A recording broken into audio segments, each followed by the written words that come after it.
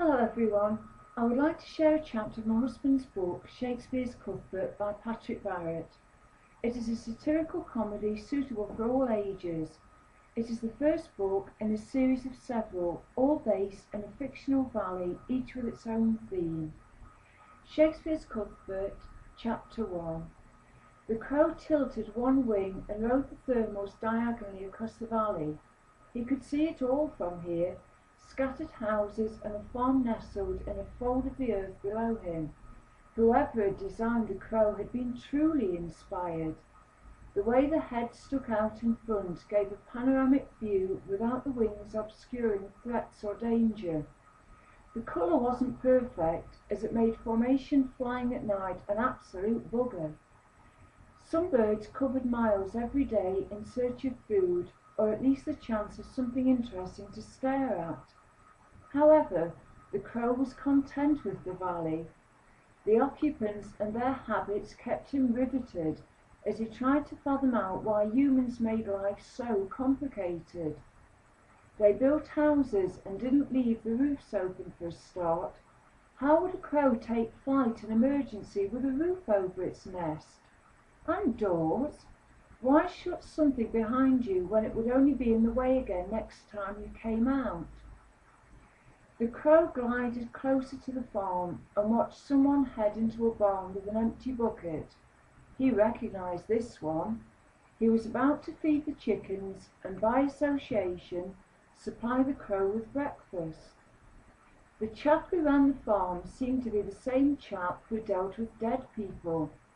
He made a huge job of wrapping them in cloth, fastening them into a box, and then burying the lot on top of the hill. Even a crow knows that bodies are best left out at night for the local fox. Spreading his wings and fluttering a few feathers to adjust his trim, the crow landed gracefully on top of a fence. One wing caught a rake propped carelessly nearby, and the implement slid sideways, hitting the barn door and opening the latch. The door creaked open ominously. Cuthbert watched the crow land. He watched the rake fall, and he watched the barn door as it finished creaking and crashed open. He was faced with 4 angry tons of bow-legged malevolence. He stared. The bull stared back. Cuthbert wasn't prone to panicking. The messengers didn't usually get there in time for his reactions to get their boots on, so he continued to cross the farmyard nonchalantly, swinging the bucket of chicken feed.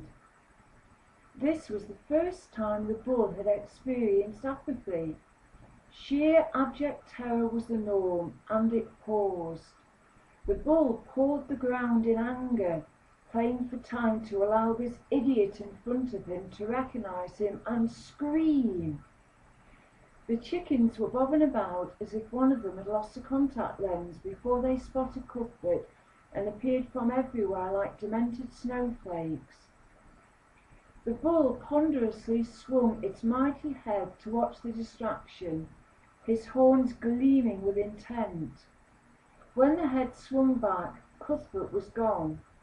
The bull charged into the middle of the farmyard, skidding to a halt as if El Cordobes himself was out there. The expression bull market was a bit of a mystery, because bulls were not the fastest thinkers around, and when they found themselves in any type of market, it was pretty much game over.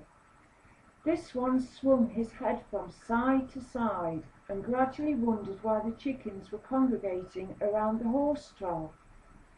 Not wanting to appear slow compared to a chicken, the bull ambled over. Cuthbert gibbered silently. He could feel the ground shake. Think, Cuthbert, he urged himself. Analyze your resources. Cuthbert looked around. He was behind a horse trough, and he had a metal bucket and a flock of chickens. He briefly wondered how badly a bucketful of chickens would hurt a bull. Perhaps it was best not to annoy it. The bull had met chickens before. They did not share social skills with each other. He usually just walked all over them. He sneezed as a sudden burst of feathers appeared under his hooves. Cuthbert had a plan. He would suddenly jump up and strike the metal bucket against the iron water pump on the trough.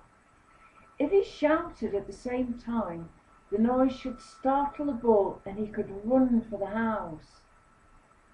The chickens clapped and chattered as he swept them away from the bucket.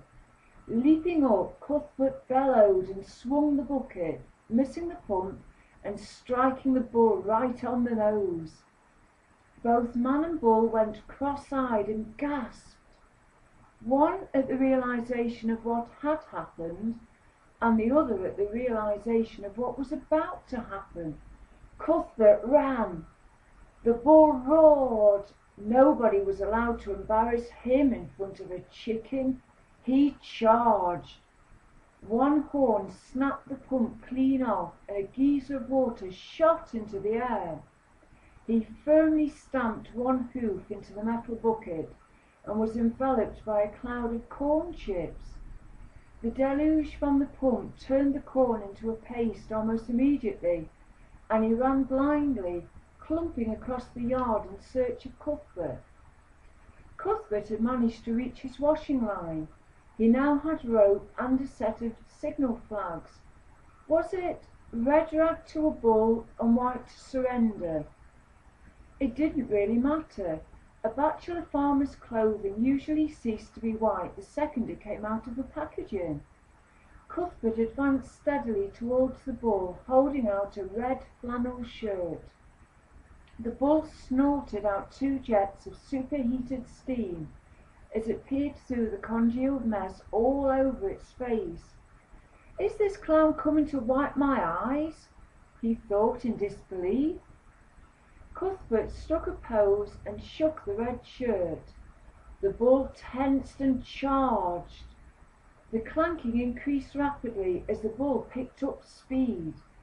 Cuthbert stepped nimbly to one side, allowing the bull to crash into the huge stone gatepost. The bull was stunned.